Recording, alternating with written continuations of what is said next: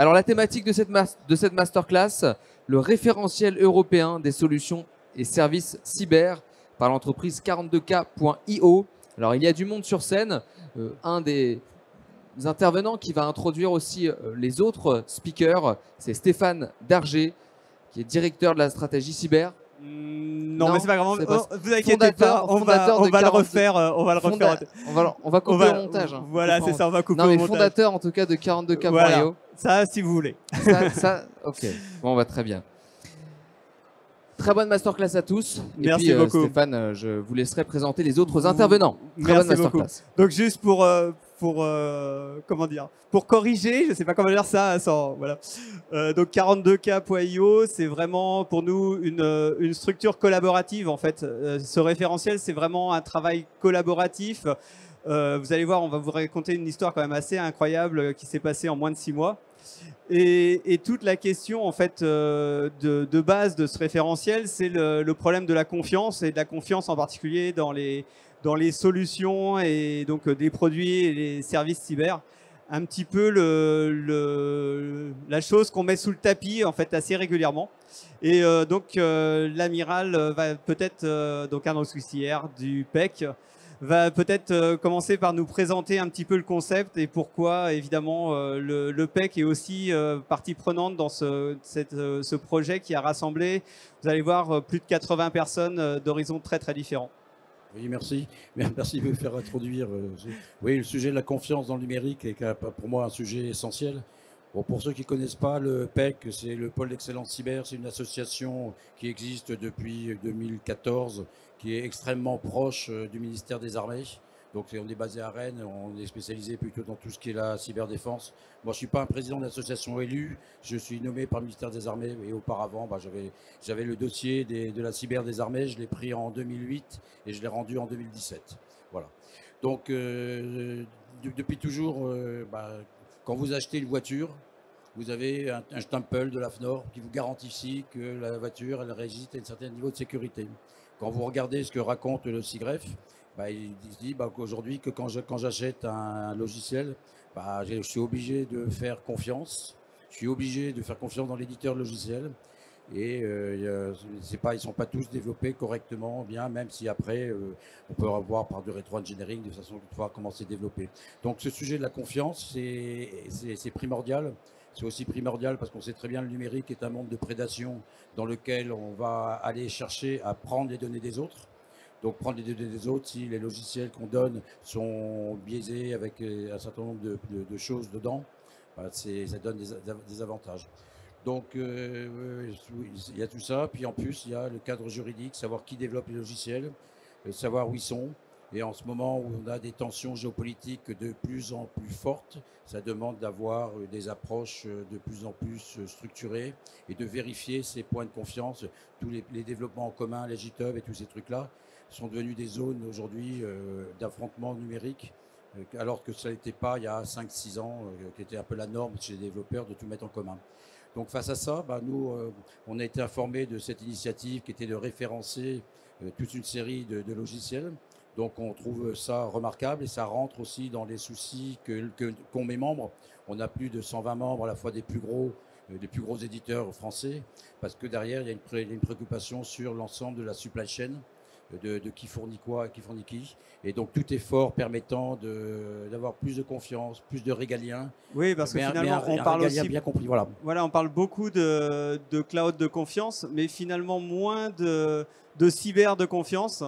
Et on se rend compte qu'en fait, les problématiques qu'on voit régulièrement autour du cloud de confiance, elles existent aussi évidemment dans la cyber, quoi. Oui, dans la partie le cloud de confiance, c'est la partie basse. Et puis après, on remonte dans le mode SaaS. Et dans les notions de cloud de confiance, on parle surtout de la résistance au Cloud Act. On ne parle pas de la confiance dans les logiciels qui sont empilés sur les couches et qu'on trouve dans les marketplaces, quel que soit le clouder. Voilà, et donc on a les mêmes risques en fait de entre guillemets souveraineté dans les produits cyber qui sont évidemment, comme vous savez tous, au cœur de toutes nos entreprises. Et donc voilà en fait comment cette question a commencé à émerger en septembre dernier en fait. Et on s'est posé en fait donc évidemment donc les solutions cyber qui sont au cœur de notre entreprise, mais finalement on s'est posé deux questions. Qu'est-ce que c'est que la souveraineté? Alors c'est je pense que voilà vous pourriez presque mieux définir que nous cette question-là, mais justement on s'est rendu compte que cette définition en fait elle était à géométrie extrêmement variable, et en tout cas au départ c'était un concept d'État, mais qu'en cas de problème de souveraineté, bah, finalement c'était aussi les utilisateurs et donc les entreprises qui devaient en assumer une partie du risque. Et on se demandait aussi pourquoi est-ce que bah, sur les solutions cyber, finalement, pourquoi est-ce qu'il y avait peu de gens qui se posaient des questions. Bah, on a identifié un certain nombre de manques. On a manqué manque de transparence dans certains cas des éditeurs. Manque aussi de sensibilisation des donneurs d'ordre autour de ces problèmes. Clairement, un manque de référentiel. J'entends par là aussi quand manque de référentiel, c'est ben, quand vous avez besoin, vous êtes RSSI, vous avez besoin de choisir une solution cyber. Bah, une solution simple pour couvrir vos fesses, en gros, c'est d'aller en haut à droite dans le cadran magique, là. Et vous savez, grosso modo, là, personne ne vous dira quoi que ce soit, quoi. Et puis, dernier point, c'était donc des outils de mesure de risque. Bah, finalement, sur la plupart des solutions, quand vous achetez une solution cyber, bah, vous avez assez peu de points tout faits pour vous rendre compte des risques qui sont portés par les solutions. Et donc, ça c'est bon, on peut passer, oui. Ensuite, voilà. Et donc, on en arrive au fameux Lab 42K et donc des groupes de travail. Et donc, il y a plus d'1 an et demi, on a commencé à monter des groupes de travail avec des ciseaux pour innover ensemble. L'idée, en fait, c'était de produire ensemble ce qu'on n'arrive pas à faire chacun de notre côté. Donc, bah, y a des choses qui ne sont pas adressées par des problèmes qui ne sont pas adressés par les startups ou des éditeurs, hein, de manière générale. Et donc, bah, l'innovation collaborative, ça vise à remplir en fait un peu ces trous aussi dans la raquette. Et donc, il y a 3 groupes de travail, je le fais très très vite, hein, 3 groupes de travail qui ont été montés, un sur la carto, un sur la sensibilisation, et donc en septembre dernier, un sur l'autonomie stratégique. Et oui, alors Benoît n'est pas là, mais alors on va lire ses propos pour lui. Voilà, Benoît, c'est celui qui a eu l'idée de ce groupe donc sur l'autonomie, enfin l'autonomie stratégique, oui. Et donc lui s'est rendu compte en septembre qu'on avait finalement besoin de mettre en place des outils pour se simplifier en fait ces notions. Et donc c'est lui qui a eu l'idée de créer ce groupe de travail et qui a aussi rassemblé en fait les premiers RSSI dans le groupe. Voilà. Ça boucle avec la défense, hein, parce que KNDS évidemment c'est voilà. Oui, c'est Nexter qui fabrique des véhicules pour l'armée de terre. Hop. Et donc assez rapidement, on s'est rendu compte que le gros problème en fait, c'était essayer de scorer en fait de manière absolue la souveraineté. Parce que finalement, la souveraineté déjà, bah, en tant que cette fois-ci utilisateur, hein, non plus État, mais en tant qu'utilisateur, eh bien chacun a sa propre définition de la souveraineté. Pour certains, par exemple, la souveraineté, elle va être française. Pour d'autres, elle va être européenne. Et puis quand on parle de souveraineté européenne, ben, est-ce que par exemple l'Angleterre fait partie de l'Europe, la Suisse, enfin voilà, chacun en gros va avoir sa définition. Et finalement, la réponse qu'on a apportée à ça, elle est dans le sens exactement inverse. C'est-à-dire que finalement, quand on est donneur d'ordre, la question qui se pose, c'est moi par rapport à mon projet, mon entreprise en premier, mais ensuite vraiment par rapport à ce projet, quel niveau de risque je suis prêt à prendre ou pas, quoi. Et donc, vouloir mesurer dans ces conditions, de se dire bah, il y a une souveraineté A, B, C ou D, en fait, ça n'a plus grand intérêt. L'idée, c'est plutôt de se dire bah, moi, je vais avoir un ensemble d'informations sur une solution et je vais pouvoir me dire est-ce que ça correspond effectivement à mes besoins pour ce projet, oui ou non. Voilà, en gros, comment on a commencé en fait à penser la chose. Alors j'espérais très honnêtement avoir un petit soutien de la part de Philippe Dloudno, de ceux qui ont construit aussi ce référentiel, avec évidemment plein d'autres de gens dont Vasco et Dominique. Alors je vais le faire à sa place, c'est pas grave. L'idée c'était en fait donc de créer un outil de recherche pour le donneur d'ordre, puisque au départ c'est un projet de RSSI, donc de donneur d'ordre. Hein. Et donc, clairement pas juste un catalogue de marques, mais vraiment un catalogue de solutions, enfin en tout cas un outil qui permette de choisir des solutions et qui soit très clairement aussi complémentaire de tout ce qui existe déjà. C'est pas fait pour remplacer, c'est sûrement pas fait pour remplacer des qualifications, c'est pas fait non plus pour remplacer des catalogues comme celui du pôle d'excellence cyber, au contraire. Ou de la CN ou d'autres, hein, d'Exatrust, voilà. L'idée, c'est au contraire de rassembler en fait toutes les informations disponibles en un endroit. L'autre point qui est tout de suite apparu, c'est l'accessibilité, aussi bien en termes de coût qu'en termes de facilité. Il faut que, aussi bien pour les ciseaux utilisateurs que pour les vendeurs, ça soit un référentiel qui soit simple à utiliser et surtout à mettre à jour. Parce que quand on parle, voilà, par exemple des qualifications, obtenir une qualification de l'ANSSI, c'est pas quelque chose de simple.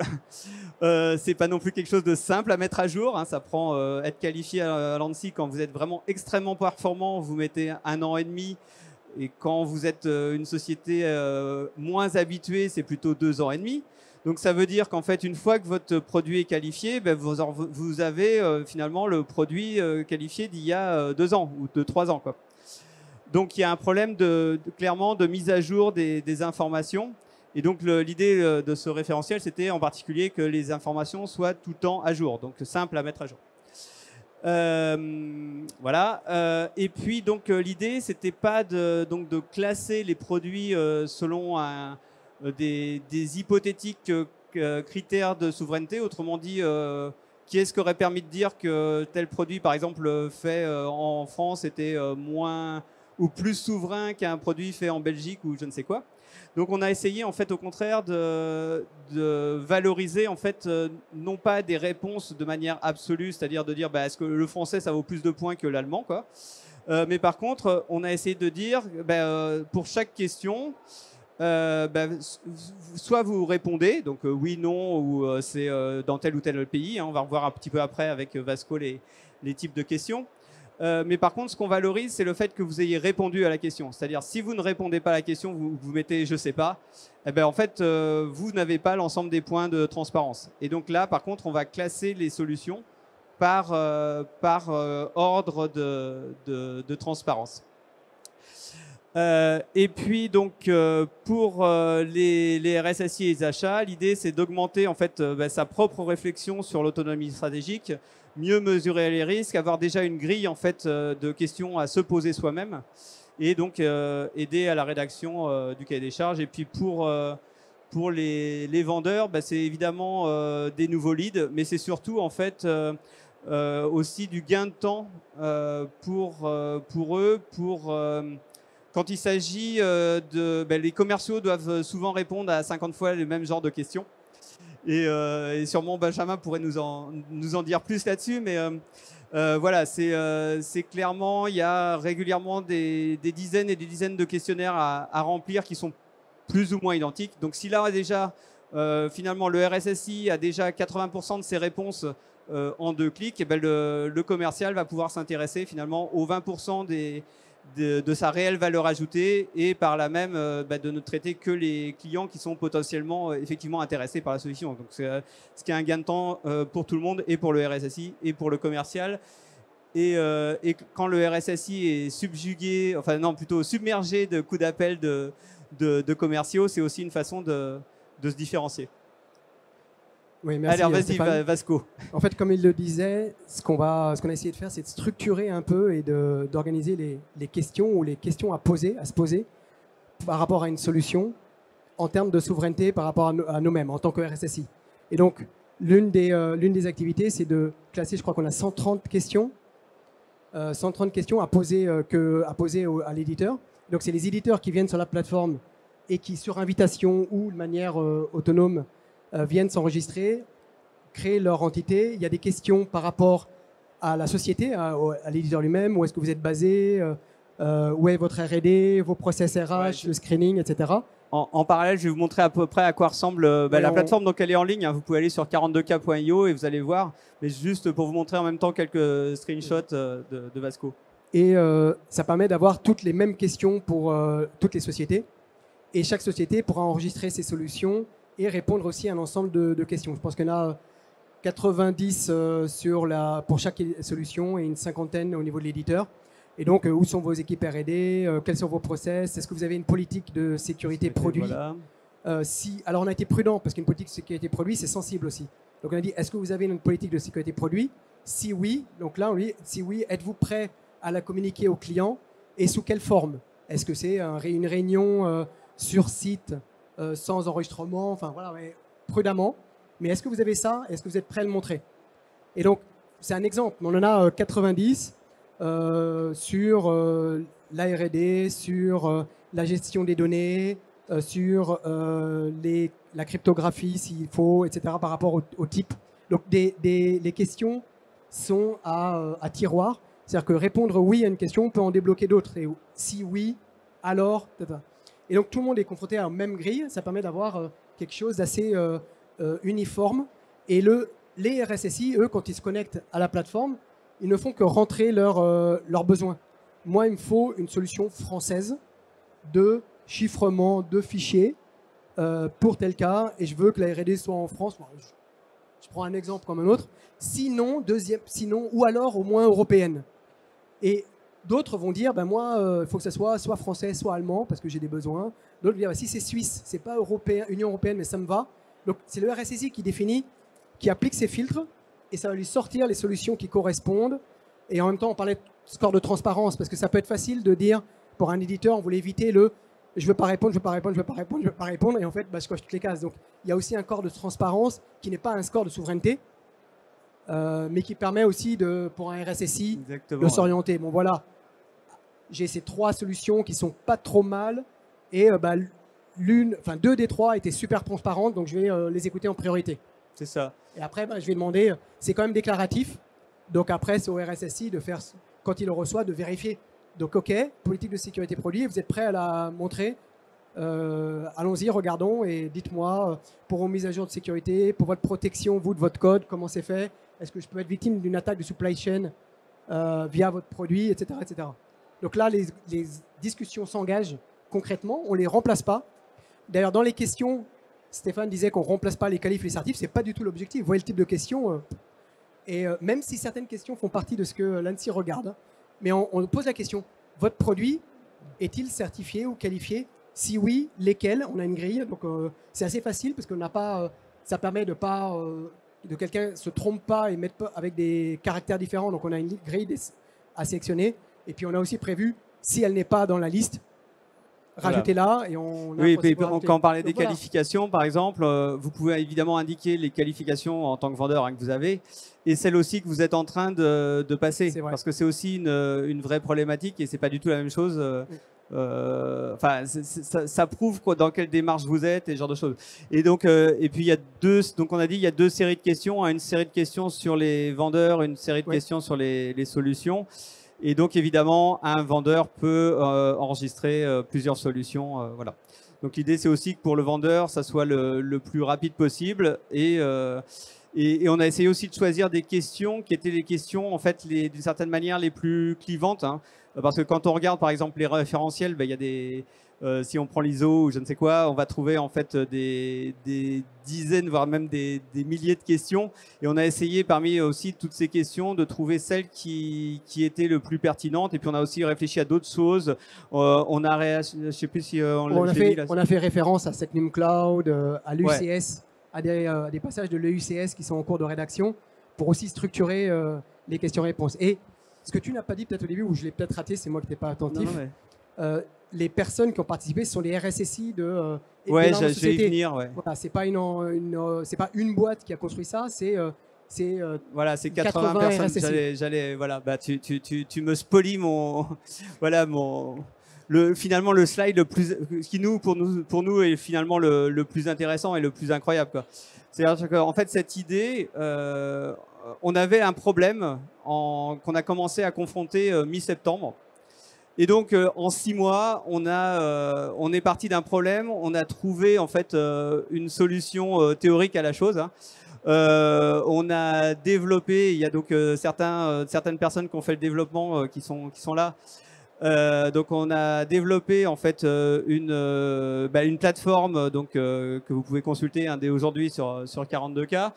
Et donc on a créé cette plateforme et en plus on a déjà en fait des clients qui ont payé pour être dans la plateforme. Donc je pense qu'il n'y a pas beaucoup de startups qui peuvent dire qu'en 6 mois ils avaient à peine l'idée et ils ont déjà des clients, quoi. Et en fait, pourquoi est-ce que ça a marché? Parce que justement, on n'est pas une startup en fait. On est un collectif avec des gens de tous les horizons de l'écosystème, hein. À la fois, en fait, au départ, effectivement, on a pris des RSSI. Ensuite, on a ajouté des consultants et des gens comme Dominique qui sont plutôt des associations sectorielles.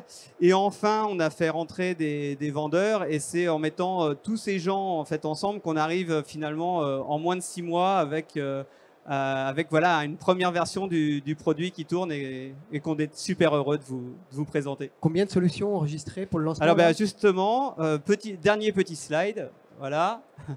Et voilà les 6 premiers inscrits.